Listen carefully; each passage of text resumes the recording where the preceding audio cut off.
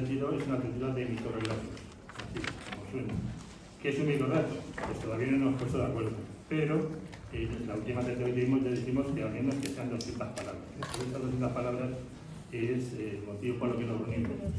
Aparte de los microrelatos que leemos en la tertulia, lo publicamos. Tenemos una web y lo publicamos también ahí. Y bueno, hemos repartido el trabajo. Yo soy el jardinero cultural y él es el gestor cultural. Él se encarga de hacer todo lo gordo y yo pues de cuidar la placita o el jardín, como lo queréis. Las actividades que estamos haciendo, aparte de la tertulia en sí y de la web, que estamos haciendo abajo, es otros eventos para que nos conozcamos los escritores del barrio. Hicimos hace poco un encuentro de escritores.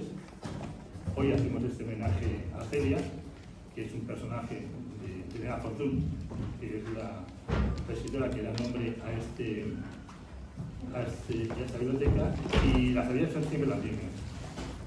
Es un encuentro de escritores para que nos vayamos conociendo, conozcamos las obras de todos, tengamos una opinión de cómo va la cultura en el barrio, de la posibilidad también, ahora no, pero un poquito más adelante, de poder editar algunos libros con alguien que podemos seguir conectando. Y hoy el acto es sobre Elena Fortún y su personaje.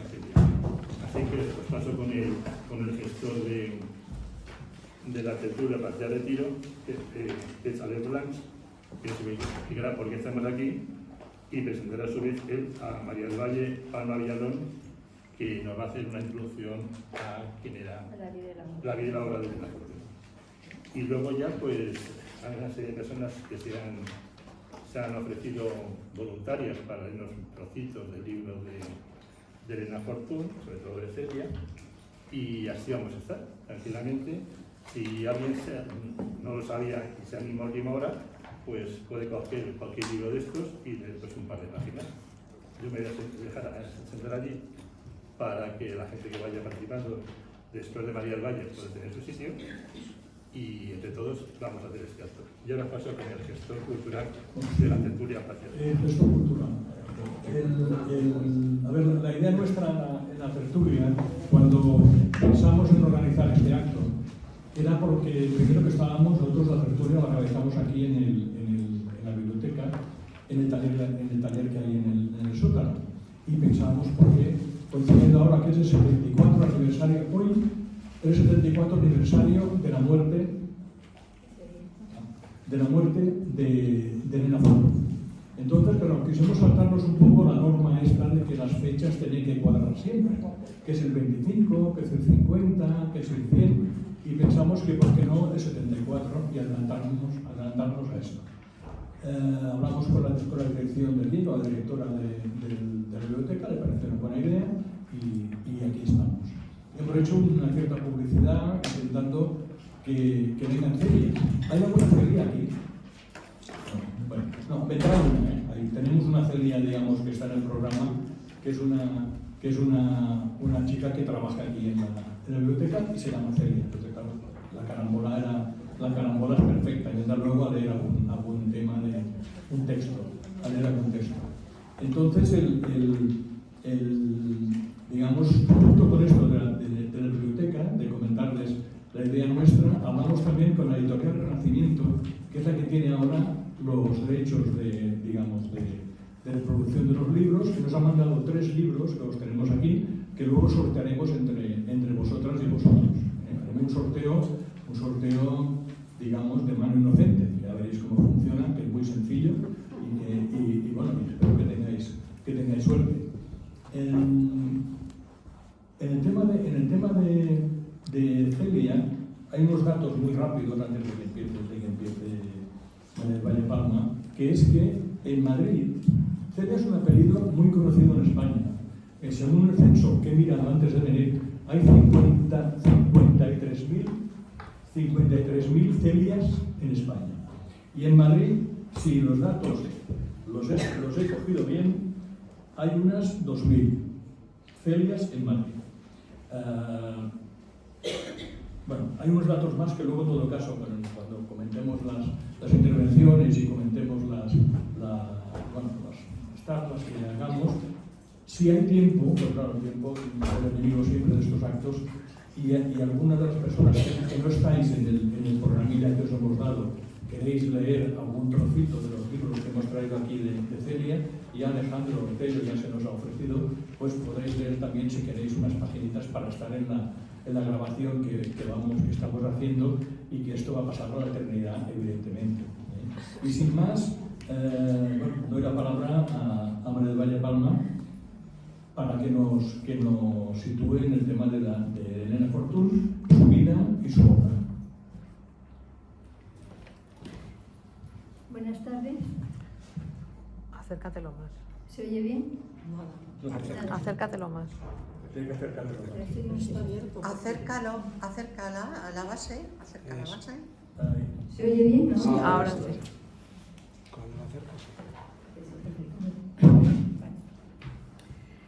Buenas tardes. En primer lugar, pues Del micro. Acercarlo a la boca. Sí, los micros Es que lo tienes que tener van como muy van. Bueno, en primer lugar, agradecer a la tertulia Placita de Retiro que me haya invitado aquí a presentar esta conferencia sobre la vida y la obra de Elena Fortún, y también agradeceros vuestra presencia en este acto. Aclarar que, en principio, dada la limitación que tengo de tiempo, yo no hablaré sobre los contenidos de los libros de Celia y su saga, porque luego, aparte de eso, se leerán luego textos. Voy a hablar solamente de la vida y la obra de Elena Fortún, y lo que sí que haré será incrustar en esa... ¿En qué momentos ella escribió estos libros?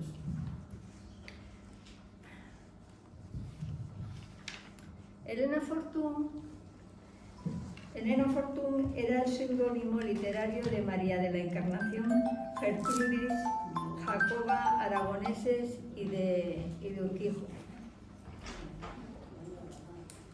María de la Encarnación, Gertrudis, Jacoba, Aragoneses y Urquijo nació el 18 de noviembre de 1886. Era la hija única de Locadio Aragoneses y Esteban, nacido en Abades, Segovia, y de Manuela de Urquijo y Ribacova, que procedía de la nobleza vasca del caserío de Mendieta y había nacido en Álava. Leocadio había nacido en Abades, un pueblo pequeño de la provincia de Segovia. Sus padres y abuelos habían sido labradores. Como la vida en Abades era muy dura, sobre todo en los inviernos, decidió trasladarse a vivir a Segovia capital, a vivir con un pariente suyo hasta que tuvo 17 años. Posteriormente se trasladó a Madrid, y fueron unos años muy duros para él, pero al final consiguió el puesto de alabardero de palacio en Madrid. Y pudo casarse con Manuela, que ya era viuda. Manuela era un año mayor que Leocadio y no gozaba de buena salud. Como en el primer matrimonio no había tenido hijos, pensaba que no los podía tener. Sus abuelos, por parte de padres, se llamaban Isidro y María y vivían en Abades, en Segovia. La familia de Encarna los visitaría cada verano y estuvo muy vinculada a ellos. Tenían una sirvienta antigua, la Valeriana, la que quería mucho y que aparecerá posteriormente en los cuentos de Celia. Encarna, como la llamaban, nació en la casa de sus padres, en la calle Bailén 1, como se acostumbraba en aquella época. El nacimiento fue duro. Estuvo asistida por un médico, una comadrona y unas vecinas. Manuela, su madre, de salud muy frágil, era mayor para un primer parto, tenía 35 años. Tuvieron que reanimarla. Al principio pensaron que había sido un varón y que había nacido muerto, pero no reaccionaba. Lo envolvieron y lo dejaron en el suelo, pero al cabo de un rato empezó a berrear y se dieron cuenta de que era una niña y que estaba viva. Ante la sorpresa de todos, sobrevivieron las dos. Aunque Manuela, su madre, se quedó paralítica una temporada. hasta que ya pudo andar. La bautizó solemnemente el párroco castrense del Real Cuerpo de Alabarderos. Fue criada por una ama, Antonia, pues su madre no gozó de buena salud, como también le pasó a ella. La niña era muy débil y a los 2 años todavía no andaba. Para comprender el ambiente religioso en el que se crió, sirva una anécdota. La madre y la tía Manolita salieron en tren para Segovia, para llevarla a Abades, la casa de sus abuelos. Y mientras iban a tomar un coche, Manuela, que era muy devota, se quedó con la niña en la catedral y frente al altar de la Virgen pidiéndole que la niña pudiera andar. La niña, agarrada a la verja, estaba hipnotizada, mirando las luces, los santos, los dorados, y tambaleante se puso a andar. La madre pensó que había sido un milagro. Este ambiente de milagros, de rezos, de novenas, era al que estaba acostumbrada Encarna, tanto en su casa de Madrid como en de la casa de los abuelos, y que le influiría posteriormente en su vida. Cuando tenía 4 años dejaron el piso de la calle de Bailén 1 y se trasladaron a la calle Huertas 41. El motivo fue que Leocadio, su padre, dejó la profesión de alarbadero, que no era muy lucrativa, y pasó a ser el administrador de la casa, cuyo propietario era Manuel Villachica y Ribacova, un pariente de su mujer, que vivía en el piso principal. La familia aragonesa se instaló en el piso primero. En este puesto Leocadio ganaba 1.800 pesetas al año. Me parecía que estaba bien. Y no tenía que pagar casa. No te preocupes, que lo estoy viendo. Formación inicial. Encarna empezó a ir al colegio de primera enseñanza situado en la calle Amor de Dios 14, que había cerca de su casa, llevado por señoritas. Manuela, la madre, que presumía de pertenecer a la más aristocracia vasca, no la dejaba que se relacionara con las niñas del colegio, porque consideraba que eran de menor rango social, y tampoco la dejaba jugar con los niños del barrio. La relación de Encarna con su padre, en cambio, era más cercana que con su madre. Era muy cariñoso con ella, más permisivo, la llevaba al colegio cuando podía y se lo pasaban bien. Ella lo quería mucho. Encarna se aficionó a leer y a jugar sola, fantaseando e inventándose amigos. Su libro preferido de aquella época era Leonor y los príncipes encantados, de Andersen, que de tanto leerlo se lo llegó a aprender de memoria. Vicenta, que era la hija del portero de la casa, Pedro Rodríguez Marlasca, era su única amiga, en contra de la opinión de su madre. Esta relación se reflejará en los cuentos de Celia posteriormente. Aparece esta chica. Sus primeras experiencias místicas ya comenzaron en la infancia.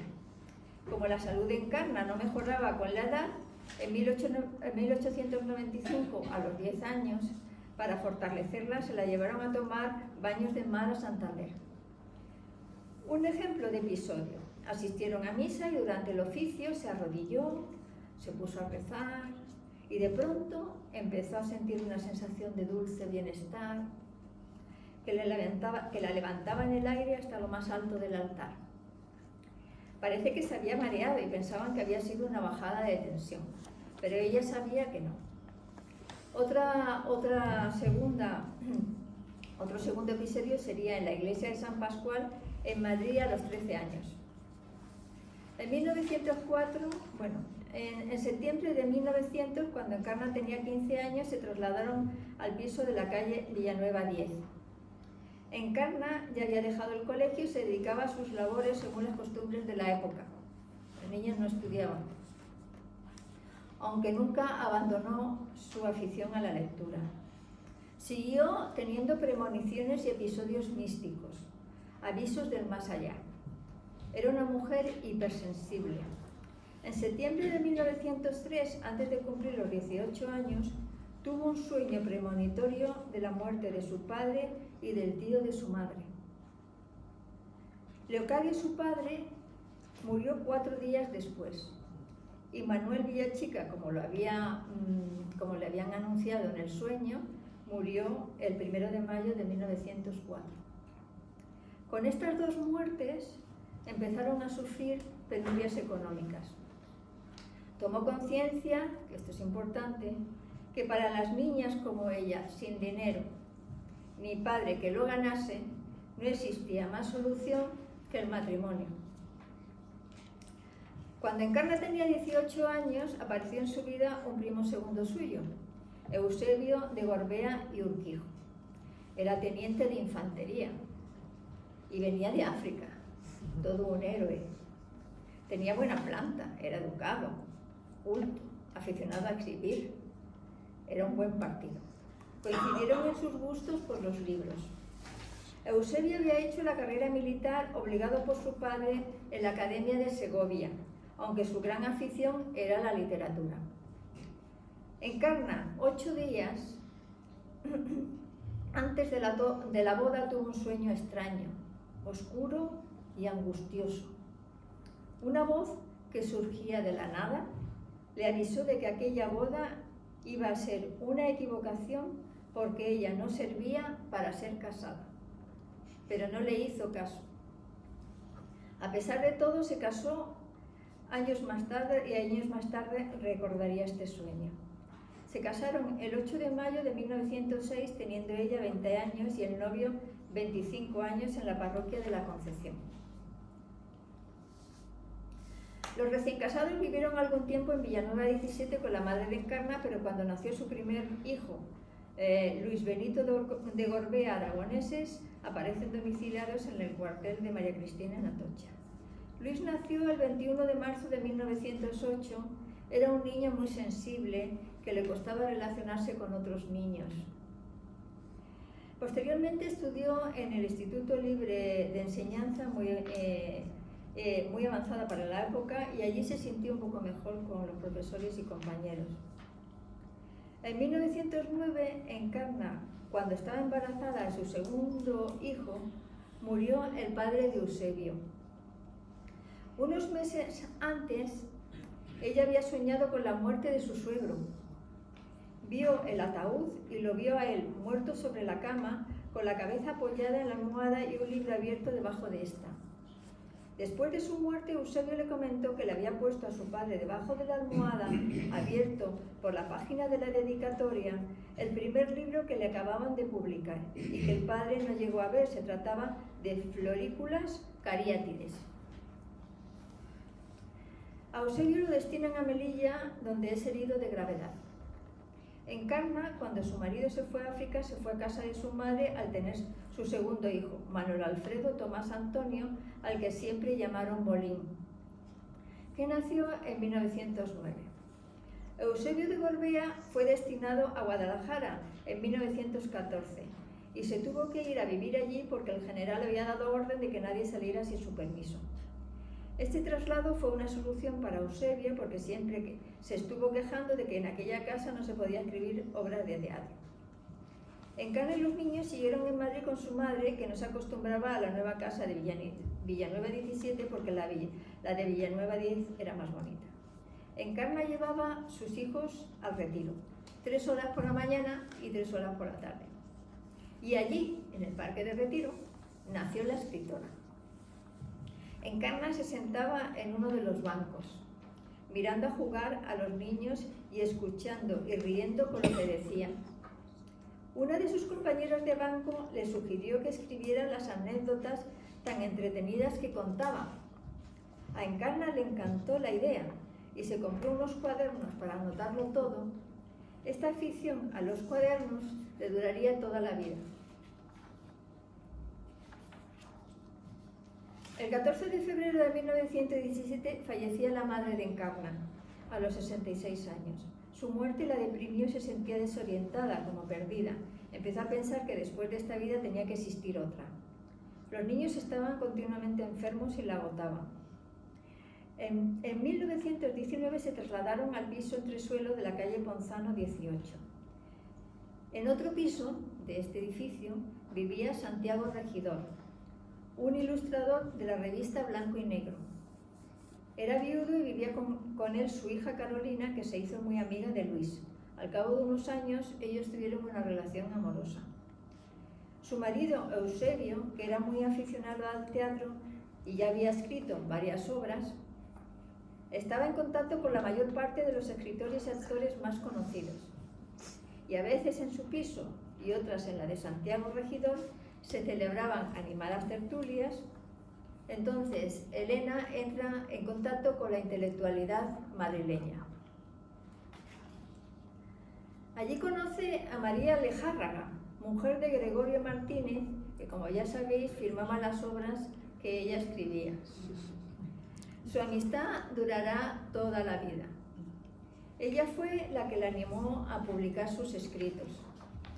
Luego también conoció a María Rodrigo, que también fue una amiga para toda la vida, que era compositora, pianista y docente. Ella la animó posteriormente a investigar sobre canciones infantiles madrileñas. Posteriormente publicaron el libro Canciones infantiles en la editorial Aguilar. Y luego también conoció a María Baeza, que también fue muy importante en su vida. Se llamaba María Martos Arregui O'Neill, que se la conocía por María Baeza porque era la mujer del embajador Ricardo Baeza. Esta mujer le ayudará enormemente en momentos muy duros de su vida. El 1 de abril de 1920 falleció prematuramente su hijo pequeño Bolín, que contaba con 10 años por una encefalitis letárgica. Esta muerte le afectó mucho, tanto que estuvo haciendo prácticas de espiritismo en la Sociedad Teosófica Española para intentar comunicarse con él, pero no lo consiguieron. Por esta razón, durante mucho tiempo no quiso irse del piso de la calle Ponzano, que les venía muy grande, y tenía el alquiler muy alto, porque pensaba que el espíritu de su hijo estaba en aquel piso. La Sociedad Teosófica Española tuvo mucha importancia en la vida de Encarna. En 1922 su marido fue destinado a Tenerife y la familia lo acompañó durante los 2 años de su estancia. En esta fotografía aparecen las dos familias que ahora comentaré, los Gorbea y los Díaz del Corral. Comenzó una estrecha amistad con Mercedes Hernández, la esposa del gran amigo de su marido, Eduardo Díaz del Corral, que había conocido en la Academia Militar en Segovia. Esta amistad también perduró durante toda su vida, se estuvieron carteando toda su vida y por eso conocemos bastante bien la vida de Encarna. La familia se instaló al comienzo en la casa de los amigos, lo cual fue un alivio para Encarna, que disfrutaba con el bullicio de los 4 niños de la pareja correteando y jugando. Esto le permitió superar el duelo por el fallecimiento de Bolín. Encarna inventaba y les contaba cuentos y se divertía con ellos. Los últimos meses de su estancia en Tenerife debieron ser muy difíciles, porque en el verano de Chimbesque su hijo perdió un ojo, su hijo Luis perdió un ojo en un accidente a causa de se le estalló una escopeta de perdigones y por eso perdió el ojo. Y luego además ella también sufrió una dispepsia nerviosa. La familia de Díaz del Corral fue muy importante para ella, para su obra, porque los personajes, esta familia inspiró a los personajes de su obra. Florinda o Ponina, que también le llamaban Ponina, de 3 años, de grandes ojos rasgados y nariz respingona, era una niña muy inquieta y juguetona, que le inspiró posteriormente el personaje de Celia, un poco mayor que ella. También estaba su hermano Félix, el hermano pequeño de Celia, que la aseteaba a preguntas, y le inspiró posteriormente el personaje de Cuchifritín. Por otra parte, la hermana de Mercedes, Cecilia, fue quien inspiró el personaje de tía Cecilia. Los personajes de las gemelas, Miss Fly y Pili, fueron inspiradas por unas primas de los Díez Hernández que se llamaban Clara y Genoveva. El abuelo, José Hernández, de los niños, que luego se quedaría ciego, sería el abuelo. En 1922, Encarna tomó el seudónimo de Elena Fortún, de una obra de su marido Mayerich, su favorita, que llevaba por subtítulo Los 1000 años de Elena Fortún. Al principio se llamaba Elisa Fortún, pero luego cambió el nombre a Elena Fortún. El marido estaba de acuerdo en que ella cogiese el seudónimo de esta obra. Estas son las dedicatorias de Encarna Florinda en las que recuerda cómo oía sus cuentos Florinda, y también como a Félix que le inspiró el personaje de Cuchifritín. Como su hijo había perdido la visión del ojo derecho en un accidente, Encarna le leerá y explicará las lecciones para evitar que perdiera el curso. Continuará formándose durante toda su vida, como se demuestra en los artículos que escribió. En 1929, en el Centro de Estudios Históricos, obtiene el diploma de suficiencia expedido por el Centro de Estudios Históricos como profesora de español. O sea que obtiene el diploma de profesora de español. Además, en este centro estuvo haciendo investigaciones en la historia del cuento infantil y su trayectoria a través de los tiempos. En 1925 se acaba de crear la Asociación de Mujeres Amigas de los Ciegos. Encarna colaboró siendo nombrada su secretaria. Conectó con el mundo de los evidentes, que fue muy importante y que le interesó mucho a ella. En el cuento de Celia Madrecita, el abuelo de Celia, que se ha quedado ciego, escribe en braille los cuentos que le dicta Teresina, la hermana pequeña de Celia. Encarna comenzó a estudiar braille y llegó a dominarlo. Montaron una biblioteca en este centro. Encarna se encontraba muy satisfecha y muy feliz. El Liceo Club se había fundado en Madrid el 26 de noviembre de 1926, bajo la presidencia de María de Maeztu. Su finalidad era la defensa de los ideales morales y materiales de la mujer. Parece que Elena ya estaba en el grupo de organizadoras, porque dedica un artículo en la prensa al Liceo Club, del que anuncia su próxima inauguración el 28 de octubre de 1926. Indicaba que ya contaba con 300 socias. Algunas socias destacables fueron Clara Campoamor, María Lejárraga, Margarita Nelken, Concha Méndez, Carmen Baroja, María Teresa León, etc. Hubo inscritas hasta más de 500 socias. Era apolítico y laico. Tuvo muchos detractores en la gente conservadora y en la Iglesia Católica porque era confesional. Para ser admitida como socia se requería haber colaborado en la prensa o participado en alguna actividad artística, científica o de interés social, o bien poseer un título académico. La primera junta directiva estuvo formada por su presidenta y fundadora María de Maeztu, dos vicepresidentas, una de ellas era Isabel Oyarzábal de Palencia, que es la que firmaba como Beatriz Galindo, y Victoria Ken, abogada, que también supongo que la conoceréis. Había una secretaria que también conocéis, la Zenobia Camprubí, que es la mujer de Juan Ramón Jiménez, y luego también de bibliotecaria estaba María Martos, que le llamaban María Baeza. Encarna se empezó a relacionar con todas estas mujeres cultas, que desarrollaban una gran labor cultural y social, organizaban conferencias, visitaban museos, formaron una biblioteca, ¿no? Se reunían en tertulias y se apoyaban mutuamente. María de Maeztu era la presidenta del Liceo Club Femenina, fue considerada la primera pedagoga española. Se declaraba feminista y orientó gran parte de su actividad a la educación de las mujeres, promoviendo su emancipación social y económica. Impulsó la creación y dirigió la residencia de señoritas, que fue también muy importante. Encarna Colaboraba en la sección social del Liceo Club Femenino, que se ocupaba de la reforma de la posición legal de la mujer y de la creación de guarderías para los hijos de las mujeres que trabajaban. Consuelo Basto fue la impulsora del proyecto de las guarderías. Una de estas guarderías recibía el nombre de la Casa del Niño, o la Casita, que se levantó como escuela piloto infantil destinada a los hijos e hijas de las familias obreras de Chamberí y Cuatro Caminos, donde se ofrecía, además de educación, formación en hábitos de higiene, servicio de comedor, actividades de juego, sesiones de cuentos en las que participaba Elena Fortún. Llegaron a tener 90 niños. Elena, ante esta situación, reclamaba que al menos una guardería de niños en cada distrito de Madrid.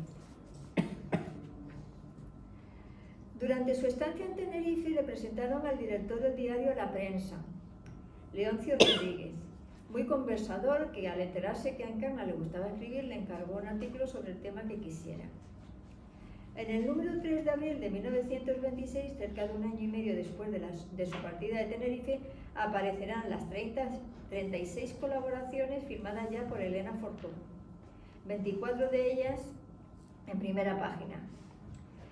Dominan los dedicados a la mujer, fundamentalmente a la cuestión feminista, al trabajo de la mujer y a la moda. Algunas son crónicas y también fue el primer cuento publicado. El 12 de marzo de 1927 da por terminada la colaboración en La Prensa.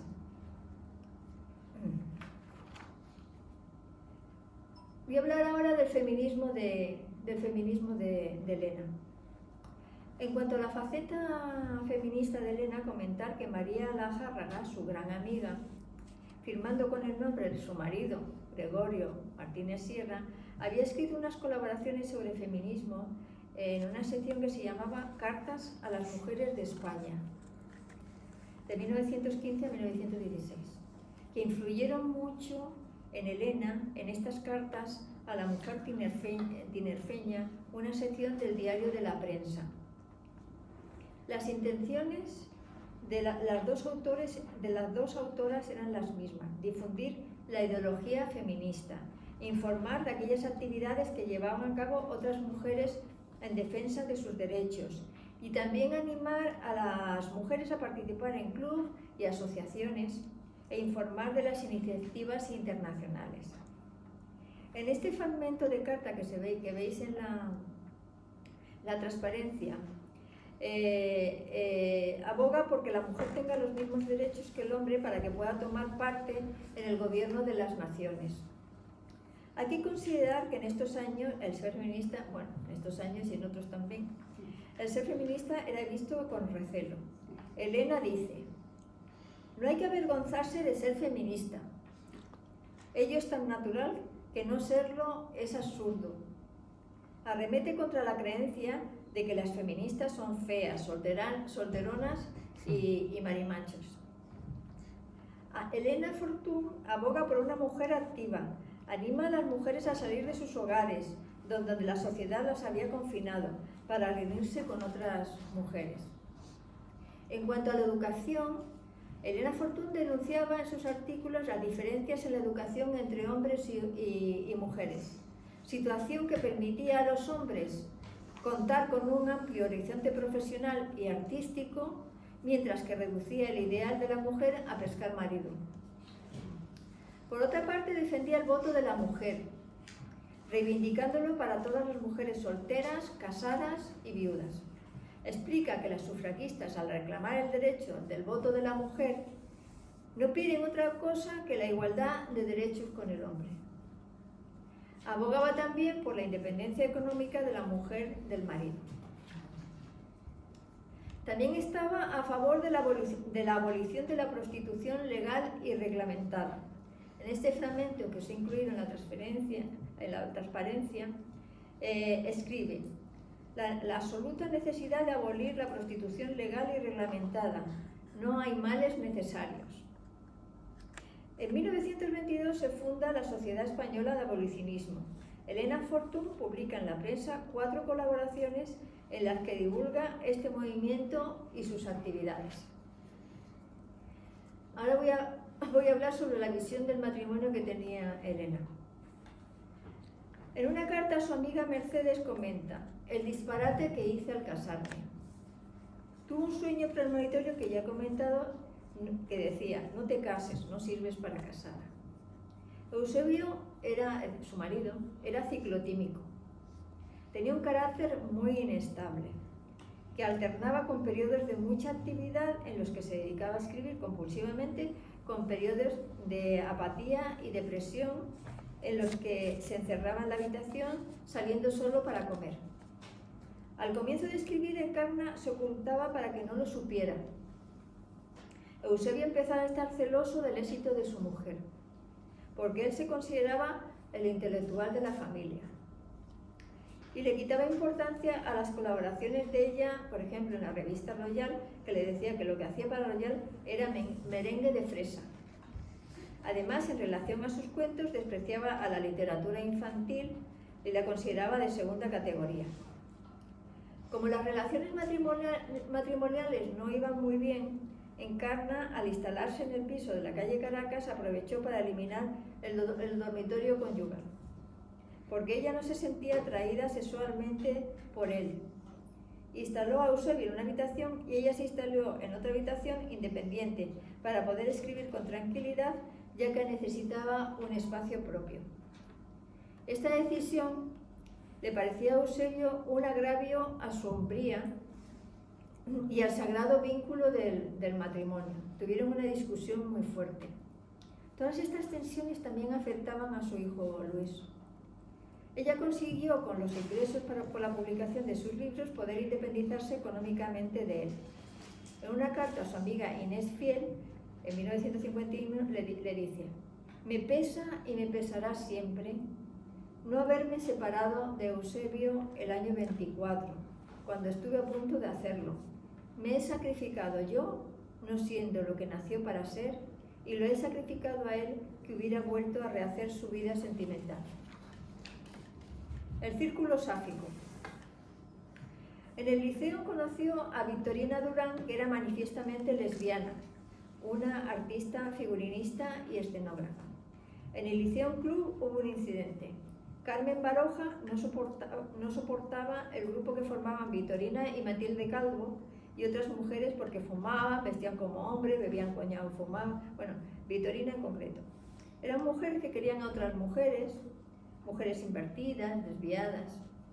Llegó este rechazo a la Junta del Liceo para prohibir bebidas alcohólicas y conductas inapropiadas, que la Junta del Liceo rechazó. Después de este incidente, en el Liceo Club, Victorina organizó el Círculo Sáfico de Madrid, al que invitaba a mujeres lesbianas que se reunían en los años 30. Asistían a estas reuniones también María Roeset Velasco, Victoria Ken y Julia Meave, entre otras. La visitaba Gabriela Mistral. Encarna y Matilde Ras solían también reunirse con ellas. Encarna habla de estas amigas en las cartas que envía a Inés Fiel en la última etapa de su vida. Ahora hablaré de las tendencias lésbicas de Encarna. En relación a sus tendencias lésbicas, en la biografía de Marisol Dorao, la única y breve alusión al posible lesbianismo de Fortuny por Dorao surge al poner la relación con las mujeres del Liceo Club, sobre la que cae una velada acusación de lesbianismo. Esta mujer en su biografía comenta que quiso hablar sobre este tema con las personas con las que contactó, que querían y conocían a Elena, y no quisieron hablar del tema, y por eso ella en su biografía solamente hace esta alusión. En cambio, en la novela de María de Montesinos sobre la vida de Elena, se llama Te llamaré Celia, relata la relación lésbica con Matilde Ras. A Elena le costó reconocer sus tendencias lésbicas porque en aquella época no se hablaba de estos temas. Hay que tener en cuenta que en los años 30-40 el asunto de la libertad sexual todavía no estaba generalmente aceptado, ni siquiera en sociedades más tolerantes que la española como la americana. En 1927 Encarna tuvo un enamoramiento, una relación lésbica, aunque al parecer no consumada. Eso también lo explican en la novela de María Montesinos. con Matilde Ras, a la que conoció en la residencia de señoritas y posteriormente, porque ambas, en la revista Blanco y Negro, porque ambas publicaban allí en la revista Blanco y Negro. De esta tortuosa relación con Matilde Ras, grafóloga y escritora, se sabe que vivieron juntas 2 temporadas.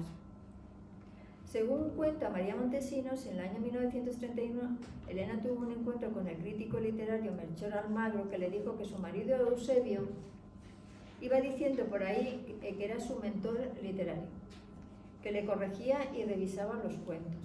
Ella se enfadó muchísimo y tuvo una discusión con su marido.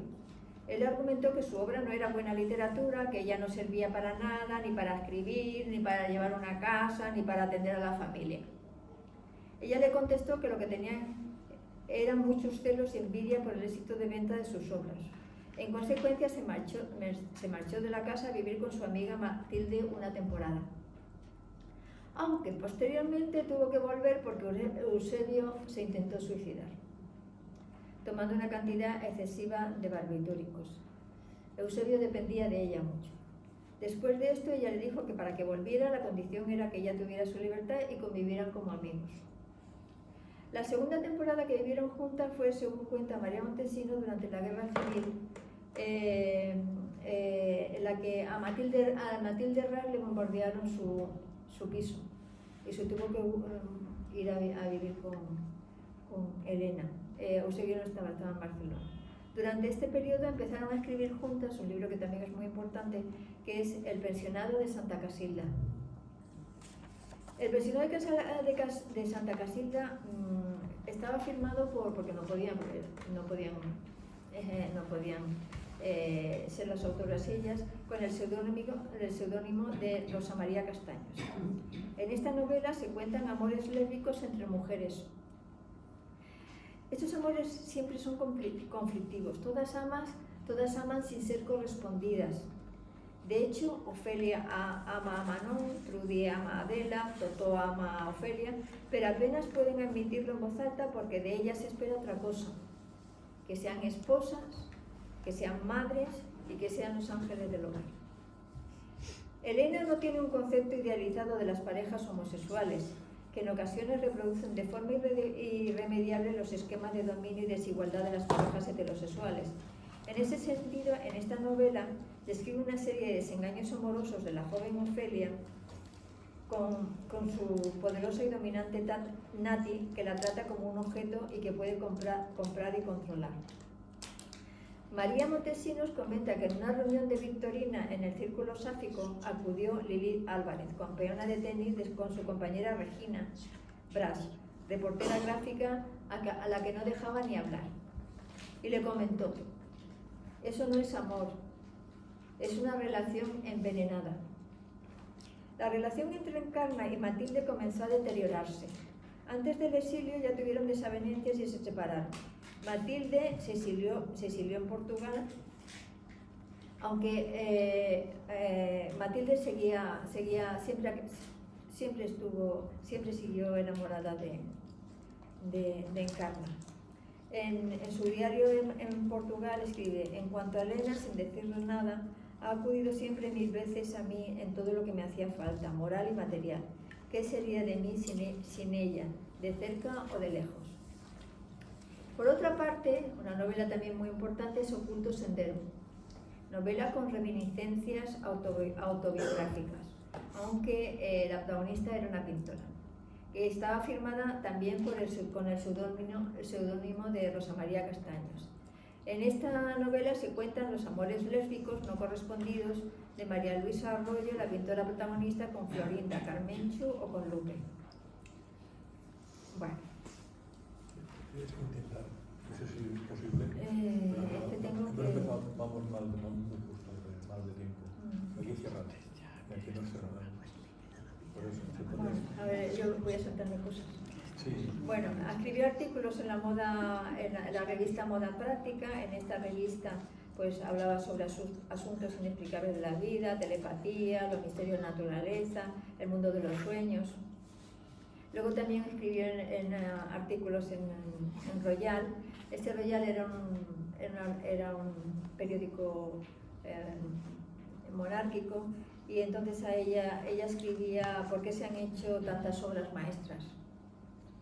Y luego en 1928, María Lajárraga le puso en contacto con Torcuato Luca de Tena de ABC, que en aquellos momentos habían decidido volver a publicar el suplemento infantil de Gente Menuda, semanalmente en la revista de blanco y negro. Le propone lanzarlo con sus relatos como motivo central y con ilustraciones. Esto es muy importante en la obra de Elena. El 3 de julio de 1928 comienza su colaboración en el número 1932. Y en 1929 empieza a dedicarse por entero a Gente Menuda. Ella sería la que decidiría sobre los contenidos y sobre la estructura. Le aumentaron el sueldo y cobraría 1000 pesetas al mes en este caso, o sea, que era mucho dinero para la época. Le llevaba mucho trabajo, pero le permitía independizarse de Eusebio. Nos quedan 5 minutos. Bueno, a ver, por favor, no hagáis. No podemos. Bueno, a ver, en Ya sabía el tiempo, ya sabía. Gente Menudo hizo otras colaboraciones y firmaba otras colaboraciones que firmaba con Luisa, Doña Quimera y la madrina. Elena era una gran defensora del niño, esto es importante, de sus derechos ante la sociedad, derecho a la educación y a la igualdad de oportunidades. Realizó entrevistas a los niños trabajadores que fueron publicadas primero en Gente Menuda y que posteriormente se reflejarían en su libro Lo que cuentan los niños, entrevistas a niños trabajadores. Luego, su hijo Luis empezó a participar en las revueltas estudiantiles contra la dictadura de General Primo de Rivera. Entonces, como no aprobó ninguna asignatura, entonces lo enviaron a Zurich, a Lausanne, y allí conoció a la que sería su mujer, que sería Ana María. Luego apareció en la República, no voy a contar nada de la República. Luego, a través de la cita malariega que colaboraba con la casita, entonces conoció a Manuel Aguilar. Entonces hubo muy buena sintonía. Elena lo que quería era reunir todos los cuentos que había publicado en Gente Menuda, los quería reunir en una serie de libros. Entonces se publicaron, empezó a publicar Manuel Aguilar, la editorial Aguilar. Es importante que la Feria del Libro de 1934, en el stand número 2, se le dedicó un día. Ella misma, de su propia mano, vendió cerca de 400 ejemplares. Y el primer libro ya estaba casi agotado, que este era el de Celia en el colegio. Esta fue la portada del primer libro en Aguilar. Bueno, la relación con la editorial se mantuvo durante toda su vida. Luego, Celia bibliotecaria. Esto es importante porque estamos en una biblioteca. En 1932, a los 44 años, se inscribe en los estudios de biblioteconomía y estudia consiguió el título. En la Casa del Niño y en la casita, que aquella es la guardería que yo os he comentado, allí lo que hacía era organizar una biblioteca que era los domingos para niños y a los niños les contaba cuentos. El primer día acudieron a esta biblioteca más de 60 lectores. El segundo día alrededor de 100 y cerca de 300 el tercer domingo. Esta faceta bibliotecaria también se reflejará en su obra. Luego también participó en las bibliotecas circulantes, que también organizó, que era imagen de las bibliotecas populares de las misiones pedagógicas. Yo soy hermano, pero es que ella era una defensora de la oralidad de los cuentos. Entonces, escribió libros en relación a cómo contar cuentos. Bueno, aquí hablamos de la revista Crónica y de los artículos que escribió en la revista Crónica. Había artículos que eran muy importantes, uno sobre los mineros, otro sobre la incautación de un convento de monjas que trataban fatal a las niñas huérfanas, luego también de los niños que venían procedentes de campos de Extremadura para refugiarse en Madrid. artículos sobre, bueno, también sobre otros temas. Los temas eran muy variados y también cuentos, ¿no? Por ejemplo, el tío Camuñas. Luego, durante la Guerra Civil, Eusebio se vuelve al servicio activo y organizará la Escuela de Automovilismo y Aviación en Barcelona. Encarna se va a Barcelona, allí sufrieron el terrible bombardeo de 1938. Cuando toman Barcelona, Eusebio atraviesa a pie la frontera con Francia y es internado en el campo de refugiados de Lebú. Lo rescata su hija y se trasladan a Suiza. Luego llegan a... Bueno, no cuento Teníamos que acabar, no tenemos más tiempo. Tenemos 6 intervenciones más. Bueno, pues al final a ver, del proceso. Llegan a Buenos Aires, estuvieron en Buenos Aires, por lo que voy a contar. Estuvieron en Buenos Aires, conoció a Inés Fiel, que fue muy importante en su vida. La censura le prohíbe los libros, escribían en la revista Crítica.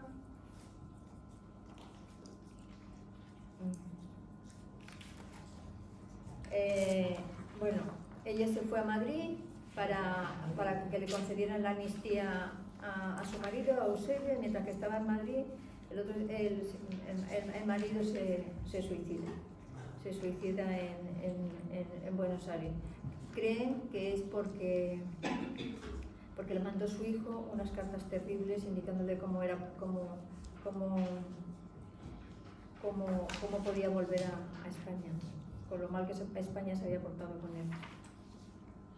Luego se va a Estados Unidos, allí no puede estar porque sufre violencia doméstica. En principio su hijo estaba peor incluso que su marido en peores momentos, o sea, estaba muy mal, muy inestable y muy mal.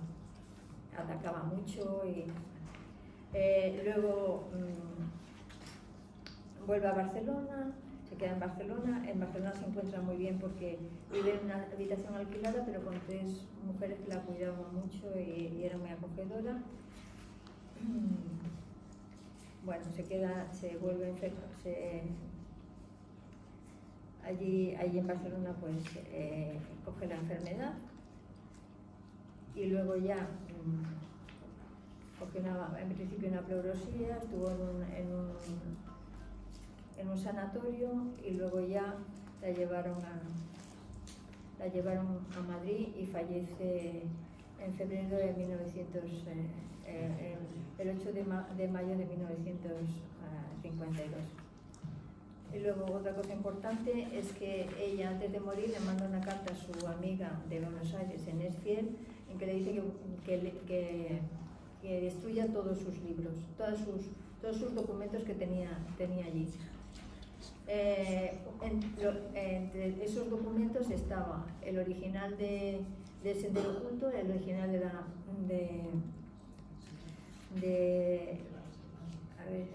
del pensionado de Santa Casilda y luego Celia en la Revolución. Su biógrafa, Marisol Dorao, contactó luego con su nuera, y la nuera le dio todos estos documentos para que luego los publicara. Luego le hicieron un monumento y bueno, ya está. Muchas gracias.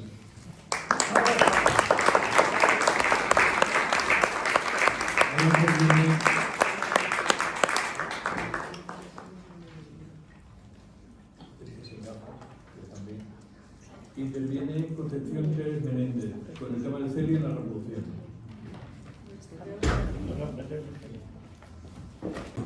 Vamos un poco descolocados de hora y 10 minutitos. Vale, perfecto. ¿Tienes bastante? Sí. Sí, porque he seleccionado algunas cosas, pero bueno, no las voy a leer todas y ya está. Bueno, vale, gracias. Cuando yo no leía a Elena Fortún de pequeña, yo leí Mujercitas, me lo leí, releí, y a Elena Fortún la he descubierto hacer la Acércate al micro, no gires la ¿Ahora? cabeza. Sí. A Elena Fortún la he descubierto hace unos meses, en concreto con este libro, y voy a seguir con Oculto Sendero, que tengo muchas ganas de empezar con él. Me gusta mucho cómo escribe y os voy a leer algunos pasajes de Celia en la Revolución. es un libro en el que es la transición de una niña burguesa viviendo bien a una etapa muy difícil en la historia de España, que repercute tanto en la clase trabajadora como en la burguesía, y ella lo relata muy bien, ¿vale? A ver, Segovia, 1936. El abuelito deja el periódico violentamente y suelta una palabrota. Teresina le mira con los ojos redondos de asombro y María Fuencisla, que come su sopita, hace un puchero con su boquita fruncida. Abuelito, que has asustado a las nenas. Más asustado estoy yo. ¿No sabes lo que pasa? No, abuelito, no lo sé. Se ha sublevado la guarnición de África. Ah, bueno, digo tranquilizándome. Eso ha ocurrido siempre. Sublevaciones, motines, revoluciones. La historia de España está llena de... Me callo al ver la indignación del abuelito, que se ha quitado las gafas para mirarme. Pero ¿qué chanfainas de historia os enseñan en esos institutos de cuerno? ¿Es que te figuras que el pueblo da armas a sus soldados para que opine y quite gobiernos y ponga reyes y ametralle al mismo pueblo? ¿Es que puede haber en las naciones un elemento armado con todas las armas de la nación para utilizarlas contra quien quiera? ¿Es que tú te crees eso? ¿Lo crees? Del mismo capítulo, una parte importante. De pronto oímos golpear la puerta de la calle donde el aldabón y el abuelo escucha y manda callar a las nenas. Hace calor y el balcón está solo con la persiana. Voy a levantarla para mirar y el abuelo dice con energía: ¡Quieta! Me siento. Alguien ha entrado y sube la escalera. El abuelo me dice con una voz que casi no conozco: Celia, si me pasa algo, a Madrid con las nenas, júrame que... Sí, abuelo. Los pasos resuenan en el pasillo y se abre la puerta. Don Juan Antonio de Montalbán. 3 hombres altos y desconocidos entran en la habitación. El abuelo se ha puesto de pie y María Fuencisla ha rodado por el sofá, mientras Teresina, de pie, trata de ocultarse detrás de las piernas del abuelo. Queda detenido.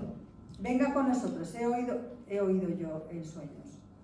Yo iré solo, ruge el abuelo. No me pongan las manos encima, traidores. La huida. No sé qué hora sería cuando me despertó Valeriana. Espabilate, que nos vamos. Anda, Celia, muchacha. No te vuelvas a dormir, que nos vamos. Me siento en la cama y me restriego los ojos, aturdida de sueño. No puedo recordar. Ha ocurrido algo horrible, pero no sé. ¡Ah, sí! Se han llevado preso al abuelito. Ya Valeriana ha salido del alcoba al gabinete donde hay luz y oigo rumores de una conversación en voz baja. ¿Quién está ahí? Me tiro de la cama y me acerco a la puerta. Es Farruco, el criado, que cuenta no sé qué a Valeriana. A mi oído llegan algunas palabras. Don Antolín también está preso, por el camino de Fuente Milanos. Yo sus alcanzo en cuanto deje esto en condiciones. No, solas no corres peligro. El dinero se lo dio a don Antolín. Pero ya viene Valeriana hacia la alcoba en sombra. ¿Todavía estás así? Mira que tenemos que vestir a las niñas. Anda, mujer, que se nos va a hacer de día antes de salir de Segovia. Del capítulo Evacuación. Tiene planos, vienen y van, realizando una obra de espanto. Arden las pobres casas de los obreros. Destruyen, machacan a los desgraciados. ¡Miserables!, ruge papá. ¡Miserables! Papá, el pueblo. ¿Sabes que ha abierto las puertas de las cárceles? ¿Que hay miles y miles de criminales por las calles? Papá se pone furioso contra mí y siento haber hablado. Tú no sabes lo que dices. ¿Quién tiene la culpa de lo que hace el pueblo? ¿Quién ha hecho esta revolución sino los señoritos? Los señoritos de los cuarteles, los de las borracheras y las juergas de los cortijos. ¿Es que crees que solo el pueblo mata? A mi primo Ramón, el de Bilbao, lo han matado a palos el otro día los fascistas. Y a mi sobrino Felipe, el de la granja, le han fusilado. Y a tu pobre abuelo. Los gritos de papá me hacen estallar en sollozos. Dios mío, yo ya no puedo más de horrores. Noviembre de 1937. Tienes que hacerte de un partido, me ha dicho Jorge. ¿Te parece a ti que se pueda andar así por el mundo sin saber lo que se quiere? Me he reído. Yo qué sé de política. Yo soy lo que sea papá y lo que seas tú. Mira qué idea. ¿De qué partido es tu padre? No sé, es republicano. Es muy bueno, ¿sabes? Eres grande, Celia, tú quieres ser del partido de los buenos, ¿no es eso? Pues yo soy comunista. Si quieres, mañana mismo te presento en el partido. Es mucho mejor ser de un partido en estos tiempos porque tienes quien te proteja en momentos difíciles. A mi madre y a mi hermana, figúrate, lo que saben ellas de eso, las he metido en el partido. Pero si yo no sé lo que es eso.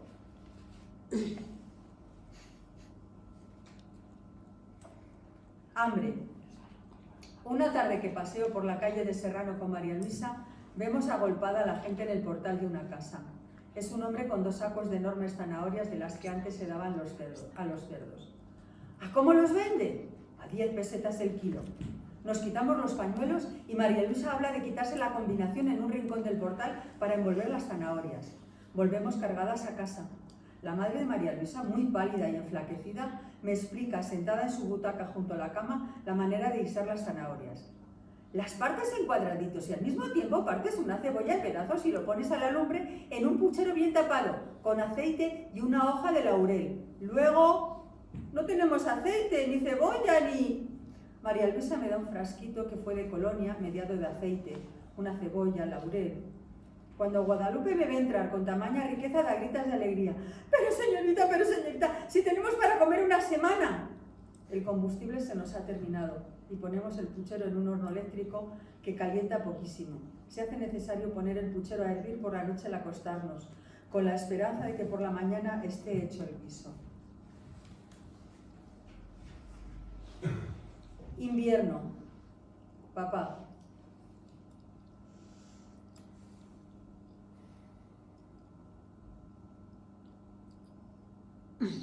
No, mujer, no le ocurre nada. Es que, ¿tú oyes la radio por las noches? Sí, todas las noches.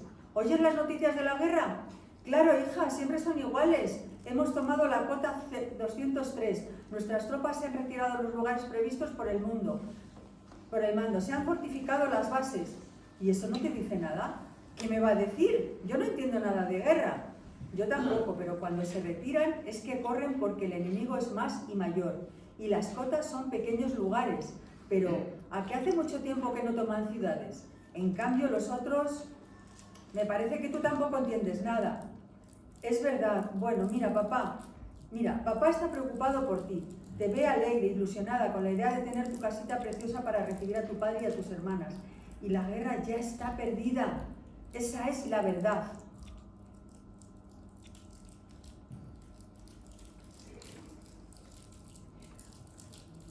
Adiós. Viene Luis con Marcela, que es el otro matrimonio que conocí en mi primer viaje a Valencia. Luis es bueno, cariñoso, amable. Él me trae el libro encargándome que no intente despegar 2 hojas que están pegadas. Y luego todos hablan de la situación. La revolución comunista de Madrid ha fracasado, ya es cosa de días. Puede ser cosa de horas, la entrada del ejército, van a fusilar a medio mundo. Parecen contentos. Dios mío, y papá que decía, y Jorge, pobre Jorge, todo ha concluido. Solo queda huir. Nosotros huimos, otros están contentos. ¿Es que ellos no eran demócratas como papá? ¿Quién tenía razón? Papá. Yo estoy segura de que papá y el abuelito son los únicos que tenían razón. Hablan y hablan, pero yo no atiendo, no puedo atender. Esta noche dormiré en el mar, viajando hacia un puerto que no conozco, pero que será un puerto francés. Preguntaré por los españoles que huyeron de Barcelona y de uno en otro llegaré a papá, papá de mi alma. Y los dos encontraremos a Valeriana y a las niñas. Y luego...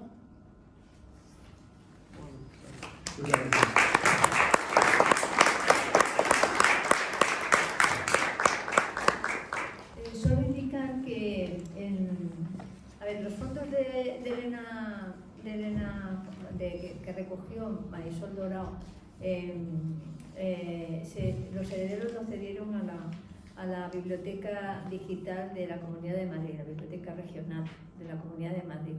Y en esta biblioteca tenéis todos los fondos, los originales, y luego también en cuanto a en la novela Celia la Revolución han hecho una aplicación que a mí me parece fantástica porque relatan, hay un mapa y entonces en ese mapa se puede seleccionar los sitios que aparecen en la novela y aparece fragmentos de la novela y también el entorno histórico, si os interesa. Ahora interviene Natividad Nati, que es trabajadora de aquí de la biblioteca y que tiene muchos relatos relacionados con Elena Fortún y Celia. Hola, buenas tardes y gracias, Albert, por invitarme a vuestro club o vuestro taller. Un encuentro muy especial. El paseo comenzó despacio, como comienzan las cosas que no quieren acabarse. Celia caminaba por los senderos del Parque del Retiro, pisando con cuidado las sombras de las hojas, como si fuesen baldosas invisibles que marcaban un camino secreto. ¿Sabes?, dijo, me gusta pensar que este parque tiene más cosas de las que se ven. Las tiene, respondió Elena Fortún, solo hay que saber mirar. A su alrededor, la primavera estallaba sin pedir permiso. Los rosales comenzaban a abrirse. Los árboles susurraban con el viento. Y en cada banco, alguien sostenía un libro como si sujetara un pequeño universo. Celia se detuvo de pronto. Mira, susurró. Bajo un árbol, un hombre delgado con armadura imposible y gesto decidido parecía discutir con el aire. Ese tiene que ser, dijo Celia emocionada, Don Quijote. A unos pasos, una joven de mirada serena leía con atención, ajena al bullicio, mientras otra mujer, más inquieta, caminaba de un lado a otro, como si estuviera a punto de tomar una decisión importante. ¿Y esas?, murmuró Celia. También vienen de algún libro, seguro. Elena sonrió. Hoy todos han salido a pasear, autores y personajes. Me encanta este día, dijo Celia. Es como si las historias no quisieran quedarse quietas. Siguieron caminando, pasaron junto al estanque, donde las palabras parecían flotar sobre el agua, y por caminos donde los niños corrían con libros en las manos simulando cometas. Dime una cosa, preguntó Celia, volviendo a su tono curioso. ¿Y si nadie nos lee? Elena la miró con calma. Siempre hay alguien. A veces no es hoy, ni mañana, pero las historias esperan. Celia asintió, aunque no estaba convencida del todo. Yo no sé esperar mucho. Lo sé, respondió Elena. Yo te hice así. Caminaron un poco más y el bullicio del parque empezó a transformarse. Los caminos se volvieron más tranquilos, más recogidos, como si el paseo los estuviera llevando hacia un lugar distinto. Celia levantó la vista. ¿A dónde vamos ahora? Elena respondió, a casa. Celia frunció el ceño. ¿A casa? Pero si mi casa no está aquí. No la tuya, dijo Elena, la de las historias. Y entonces la vio. El edificio se alzaba con discreción, como si no quisiera imponerse, pero sí permanecer. En su entrada, un nombre que Celia reconoció antes incluso de leerlo del todo. Biblioteca Pública Elena Fortún. Celia se quedó quieta, pero miró a Elena. ¿También estás aquí? Elena sonrió con ternura. Aquí y en cada lugar donde alguien abre un libro. Celia dio unos pasos hacia la puerta, con respeto. Entonces, este es nuestro sitio secreto. Es uno de ellos, respondió Elena. Aquí las historias descansan, esperan y vuelven a empezar cuando alguien abre un libro, sea cual sea. Celia apoyó la mano en la puerta. Parecía sentir todas las voces que dormían dentro. ¿Entramos? Elena la miró, sabiendo la respuesta antes de que se formulara. Celia dibujó esa sonrisa suya, llena de preguntas. Vamos, seguro que hay alguien esperándonos. Juntas, autora y personaje cruzaron el umbral. Una niña salía de la mano de su padre con 2 libros. Sintió que algo la acariciaba, pero al volverse no vio a nadie. Fuera, la primavera seguía latiendo. Los árboles mimbreaban sus ramas danzando con el viento. Los libros esperarían lo que fuese necesario para seguir contando historias. Gracias.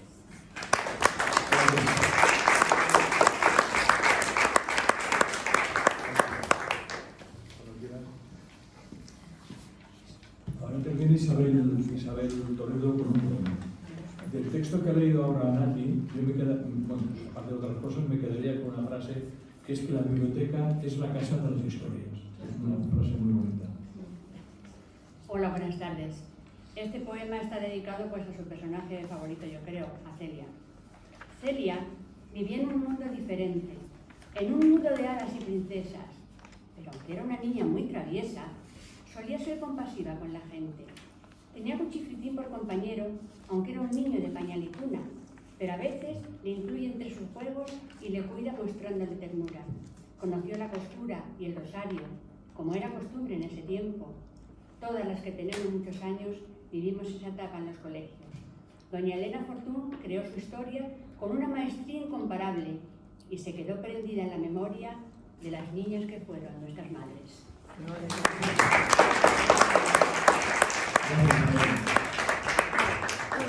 Gracias. Y además hay que decir que este poema lo has hecho expresamente para este acto. Muchas gracias. Ahora, como Isabel ha hablado de Cuchifritín, pues aquí tenemos a Cuchifritín, que es Antonio, conocido Antonio Molindo, colabora con nosotros en la tertulia, es el hombre de la magia de las imágenes, y yo le hice un poco un atraco de que leyese algo de Cuchifritín, y él lo aceptó, porque es un hombre de retos, y aquí lo tenemos. Buenas a todos y a todas. Podríamos hablar de Celia, la hermana de Cuchifritín. Podríamos hablar también de sus primos, los primos de Cuchifritín. Podríamos hablar de su querido abuelo, Cuchifritín en casa de su abuelo. Pero vamos a hablar de Paquito. Cuchifritín y Paquito. Cuchifritín, el niño atontado y bueno, tiene una gran admiración por Paquito, el niño revoltoso y atrevido que ha conocido en Segovia y que, a su vez, lo protege y lo defiende en las peleas con los mayores. No le es posible vivir sin Paquito, y este lo sigue al colegio donde va interno, sin que su amistad se desmienta una sola vez, ni la amistad de los chicos mayores los separe un momento. Al final de este libro, Cuchifritín se va a Santander, donde Paquito no puede seguirle, y más tarde se irá al colegio de Inglaterra, y tampoco lo seguirá. Sin embargo, serán amigos siempre. Ya veréis cómo nunca olvida Cuchifritín en sus cartas a su compañero de travesuras, y cómo Paquito se lamenta de no tener a su lado al nieto del general, con una fiel amistad constante y conmovedora. Esto era el prefacio. Primer capítulo, un desastrado. Desde que se fue Celia, Cuchifritín se vestía solo y andaba siempre con la camisa fuera de los pantalones y el traje lleno de manchas. «Quítate de mi vista, desastrado», gritaba el abuelo. «Abróchate esos botones y súbete esos tirantes. Valeriana, pero no ves a este chico. Lleva el traje con más mugre que la lámpara de capuchinos». Cuchifritín se contemplaba admirado, sin comprender qué era aquello de la lámpara que tanto indignaba a su abuelo, y lo peor era que todo lo perdía. Algunas mañanas se presentaba en el comedor a tomar el desayuno sin pantalones. «Jesús bendito, pero ¿cómo vienes desnudo con el frío que hace?», decía Valeriana. «No vengo desnudo, tonta.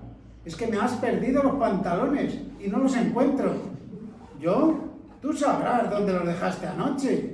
«En ninguna parte». «Si digo que dónde los has puesto cuando te fuiste a dormir». «En ninguna parte.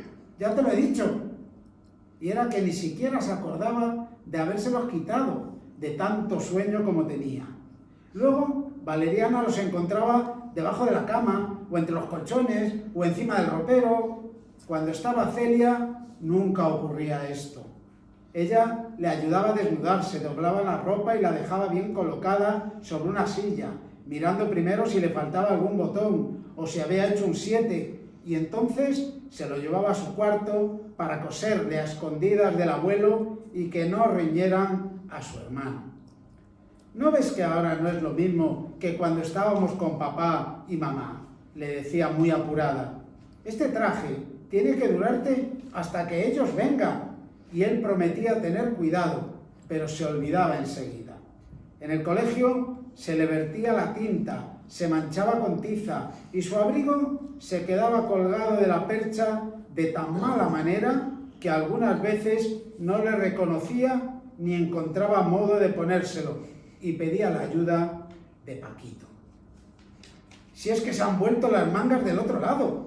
Mentira, es que no es el mío, que el mío tenía las mangas azules y este las tiene de trapo blanco, porque es el forro. Y por eso, como su abrigo era el más abandonado y muchas veces estaba en el suelo lleno de polvo, era el que los chicos cogían para jugar al toro en el patio. Hasta que un día se rompió. Se rajó de abajo arriba, toda la espalda hasta el cuello. Cuchifritín se quedó consternado. Se puso rojo y rompió a llorar con desesperación. ¿Qué le pasa al señor Gálvez para llorar de esa manera?, preguntó el director. Que le han roto su abrigo. ¿Quién ha sido? No fue posible averiguarlo. Y como Cuchifritín se negaba a volver a su casa, el profesor decidió que le acompañaran 3 chicos y explicaran al abuelo cómo había ocurrido el percance. Los chicos le acompañaron por la calle arriba discutiendo quién había de hablar primero.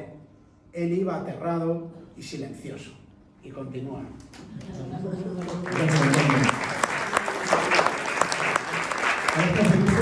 Tengo un voluntario que es Alejandro, que quería leer un poquillo, y luego, si os parece, pasamos ya a si hay preguntas o hay comentarios sobre la obra de Elena Fortún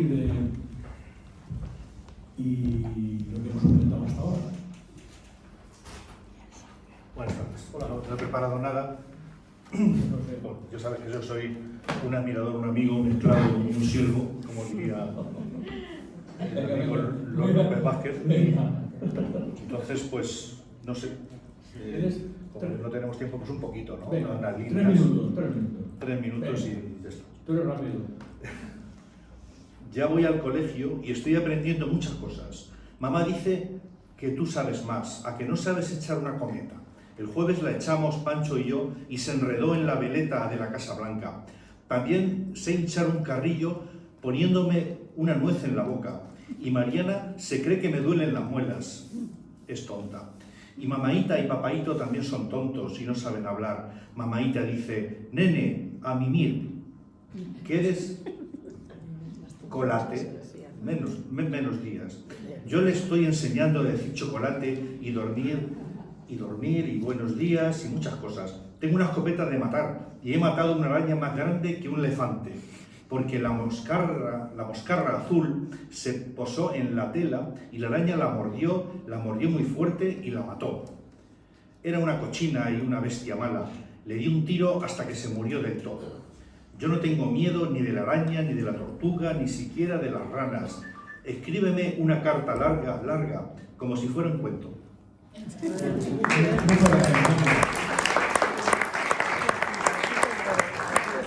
Ahora vendría el capítulo de, si queréis, comentarios o preguntas, lo que queráis os pueda interesar.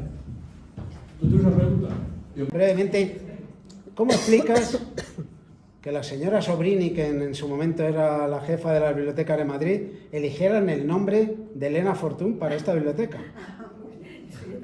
Claro, entonces es una equivocación seguro. No creo. Los de derechas nunca se equivocan. En principio ella tuvo muchísimo interés por las bibliotecas. Se hizo biblioteconomía. Sí. En todas las asociaciones en las que estuvo, en todas organizó la biblioteca. Es decir, que ella escribió libros sobre la importancia de la biblioteca. Le interesaba muchísimo que los niños leyeran, incrementar la lectura. Es decir, es entendible que se le pusiera el nombre el nombre a una bibliotecaria. Hombre, las tendencias lésbicas y todo eso ya es un poco más conflictivo, pero vamos. Yo, perdona, voy a Pero yo explicar. te pregunta, Sí, media pero palabra. eso voy a explicar a Antonio Codino. La figura de Celia y Elena Fortú, por lo menos aquí en Madrid, yo la he leído de pequeña, se le tenía mucha consideración a Elena Fortú. Entonces yo sí entiendo que se le pusiera independiente de la ideología porque se la admiraba mucho a Elena Quiero Fortú. decir, yo tengo una pregunta y una respuesta a esa pregunta. Porque, bueno, la pregunta es, en relación con los estudios, quería preguntar si hay alguna indicación, o sea, si se sabe seguro que Elena Fortún no estudió más allá de los 14 años. Lo pregunto. Sí, eso está y eso está documentado. Vale, se lo pregunto porque lo único que pasa es que ella se siguió formando durante toda su vida. Lo pregunto porque a raíz de ahora la reedición de Celia en la Revolución, que en Celia en la Revolución aparece mencionado el Instituto San Isidro. Sí. En el Instituto San Isidro estaban ahí como intentando buscar en archivos que no tienen, a ver si por casualidad ella pudiera haber sido estudiante allí, pero si se sabe que no, pues es... Bueno, en principio, a ver, en principio, lo que yo he leído es que solamente estudió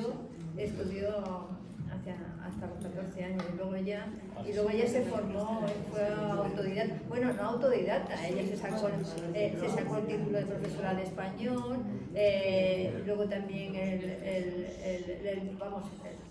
el título de bibliotecaria, es decir, que se fue formando durante toda su vida. Y luego además era una mujer que estaba muy interesada por muchísimos temas. No lo he podido hablar, pero es que en los artículos que ella escribía, es que escribía de todo. Aparte de escribir en La gente menuda, tenía unas dotes pedagógicas fantásticas. Ella intentaba en Gente Menuda formar a los niños. Entonces les contaba, le contaba sobre, por ejemplo, tiene una serie sobre la niñez de los personajes célebres. Y era para animarlos para que ellos se sintieran, que podían llegar a ser un personaje célebre. Porque todos esos personajes célebres habían sido niños. Les enseñaban los inventos. A su lenguaje de niños, además adornándolo también con temas fantásticos. Pero luego también escribió artículos sobre, sobre todo la pintura, sobre pintura escribió mucho, escribió sobre muchos temas. Era polifacética, o sea, además tenía una actividad tremenda, estuvo escribiendo toda su vida. En las revistas se ve que se había formado y además en cada artículo se formaba, estudiaba el pintor, estudiaba la obra, estudiaba todo lo que escribía. Dos palabras más. Sí. No, perdón, lo que le iba a decir, la respuesta a la pregunta de por qué se le puso el nombre, yo le iba a contar, el nombre se le puso, yo no sé si en 2016 o 2017, y yo cuando un día pasé por la puerta de la biblioteca y yo fui lectora compulsiva de Celia cuando era pequeña, o sea, por motivos más bien sentimentales, ¿no? Yo tengo como hay una cosa especial y yo pensaba, esta mujer me persigue. Y entonces entré en la biblioteca y pedí hablar, hice un reportaje para una revista que ya no existe, sobre el porqué, y me explicaron la directora, que era Pilar Salgado, que no sé si sigue siendo o no, y la subdirectora, que era Miriam Ristori, ellas fueron las que insistieron en ese nombre. O sea, en aquel momento era la única, solamente había dos bibliotecas con nombre de mujer en la Comunidad de Madrid. Una era no me acuerdo cuál era, Villaverde, y otra era esta. Y realmente el motivo de que se le pusiera, ellas me lo explicaron, era bastante prosaico, y era que esta biblioteca, que es la biblioteca del Distrito de Retiro, era confundida constantemente con la biblioteca del Parque de Retiro. Entonces ahí empezó la cosa de ponerle un nombre a esta biblioteca, y ellas fueron las que insistieron en este nombre, insistieron en la faceta de bibliotecaria de Elena Fortún, tanto en España como luego en Argentina, y luego además fue el curador un usuario de la biblioteca, que es Fernando Vicente, que da el nombre a la Comicteca y es el que hizo la ilustración del arte. Pues me interesa mucho lo que Una comentas y aclaración. luego Esta biblioteca es de 1990, según pone. Y en ese momento no gobernaba la derecha, se lo digo a Colino. Gobernaba Leguina, de presidente de la comunidad. Pero el nombre se le puso en el libro. Bueno, aunque se le pusiera, lo digo para responderle a él, que dice, ¿cómo dejaron? No, yo nada más comentar que no me ha dado tiempo cuando he hecho la lectura, que he encontrado una página muy interesante en internet que se llama juegolento.com. Hace un estudio muy interesante sobre la cortina del hambre en Celia y la Revolución. Sí. Os lo digo por si tenéis interés. Escribió un artículo página sobre es la... A fuego lento. Ella escribió un artículo de qué es lo que se comía en la época de la guerra civil. Por ejemplo, pues hacían como patatas fritas con la parte blanca de las naranjas. Tiene la palabra, sí. Particularmente, ¿qué tanto por ciento, si se pudiera hablar de eso, tendría el personaje de Celia de la autobiografía de Elena Fortún? ¿El tanto por ciento? Si pudiera ser... Hombre, el peso... Celia o sea, todos los cuentos que escribió de Celia y su saga son los que le proporcionaron mucho la independencia económica. Es decir, ella escribía en otras revistas, pero claro, a lo mejor, pues yo qué sé, comenta que le daban a lo mejor 200 pesetas por la colaboración en Royal, en lo que es Gente Menuda, y luego por los libros que publicó, es que ganaba muchísimo dinero, ganó mucho dinero para la época, porque es que tuvo un éxito tremendo. O sea, yo diría que sería como un 70%. ¿Pero cuánto de autobiografía hay en Celia, de Elena Fortún? De su infancia, de... A ver, en principio ella lo que hacía era intentar, o sea, ella lo que siempre cuenta es que siempre intentaba reproducir, se iba a las escuelas infantiles, a la guardería, intentaba reproducir lo que los niños decían. Lo que pasa es que claro, lo que os he comentado, los personajes, por ejemplo, de Celia, ella lo copió de la niña esa que se llamaba Florinda, a Félix, de su hermano, bueno, de esta familia recogió a muchos, pero es que luego, por ejemplo, Valeriana, lo habéis visto, pues era de una mujer que ella quería mucho, que estaba en casa de sus abuelos. O sea, ella iba recogiendo de toda su, por ejemplo, la amiga suya, que era la hija de la portera, pues también aparece en su obra. Ella iba recogiendo esos personajes y los iba... El abuelo ciego, que escribía Braille. Todos estos personajes se reflejan y luego, por ejemplo, en Celia la Revolución, pues sí que contó su experiencia, o sea, contaba parte de su experiencia. Y lo que sí que es verdad, que también, a ver, que reproduce bastante experiencia suya en el tema más lésbico, es El Sendero Oculto, que aunque la protagonista es una pintora, pero es que reproduce incluso las relaciones que tenía ella con su marido, eran muy parecidas a las relaciones que tenía con Eusebio. Es decir, que eran personajes conflictivos. Bueno, no lo he dicho, pero su hijo, que era muy inestable y que se encontraba muy mal y que llevó muy mal el exilio y todo eso, se suicidó después que muriera ella. Estaba muy mal y además la atacaba muchísimo. En principio le decía que, bueno, es que le escribió unas cartas tremendas. Bueno, el Eusebio en principio se suicidó precisamente, se cree, es casi seguro, de las cartas que le escribió el hijo tan duras, diciendo que cómo era posible que sufriendo lo que había sufrido, y sobre todo en el campo de refugiados, pasando los Pirineos a pie, en la guerra civil, cómo era posible que quisiera volver a España. Le escribió unas cartas durísimas y Eusebio, que era una persona muy sensible y que además no estaba en ese momento, no estaba Elena allí, que además se culpabilizó toda su vida. Elena se culpabilizó muchísimo de no haber estado allí porque ella tenía la sensación de que lo tenía que proteger. En el momento que lo abandonaba, se hundía. Tenemos que ya entrar, pero muy rápido, que estamos fuera de tiempo. Que nos van a cerrar la biblioteca. Por una vez que las llaves las tienen antes. Dime, Daniel. El nombre de este edificio, Elena Fortuny, no sé si lo he escuchado debidamente, fue a través de un alcalde socialista. No, pone aquí en Google que se hizo en 2016, se cambió el nombre, que solo se llamaba Biblioteca de Retiro. Y luego será lo que ha dicho la mujer que lo ha hecho. No pone quién, pero dice que en 2016 entonces se le dio el nombre para reconocerla. Antes se hizo la biblioteca, se llamaba Biblioteca de Retiro. Otra pregunta. No, es que va a decir, anda que no ha cambiado el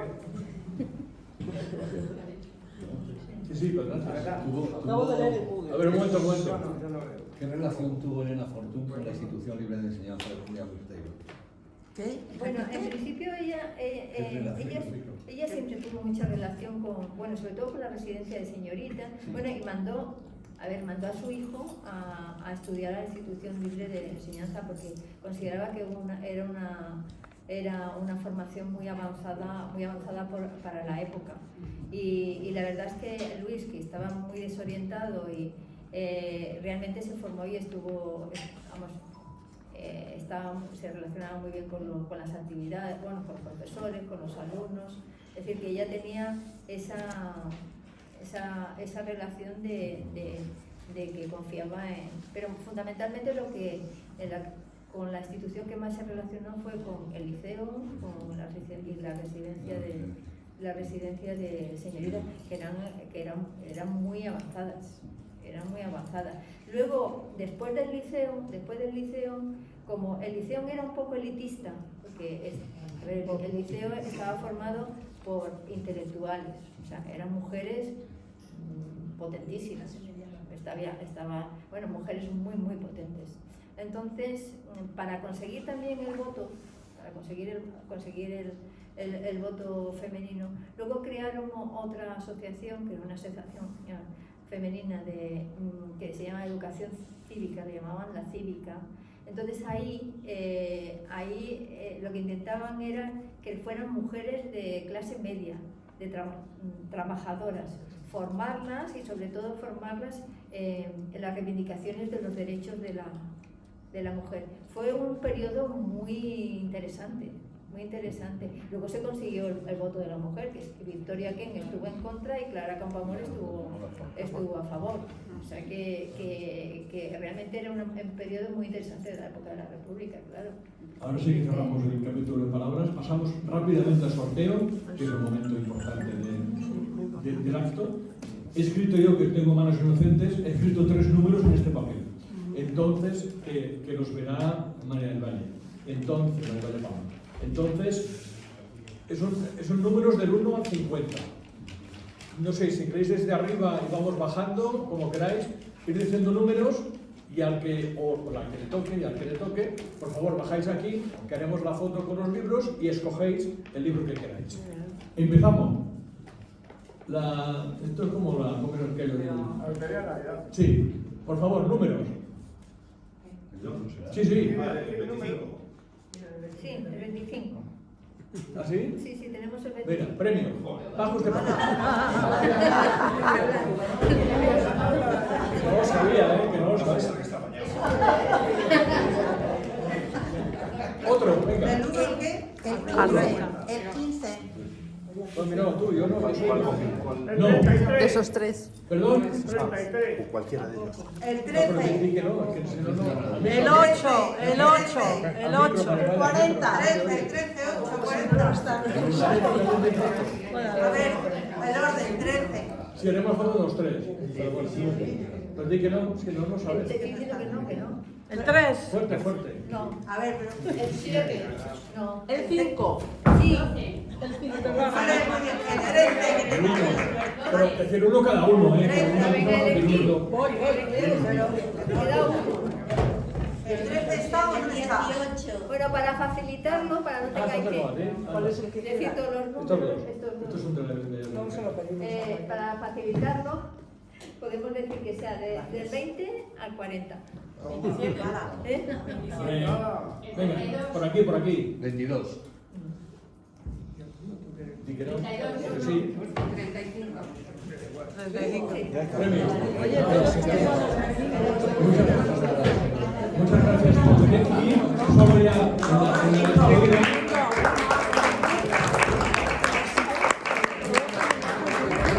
En la despedida publicaremos en la web de la tertulia, que es www.tertulia.org,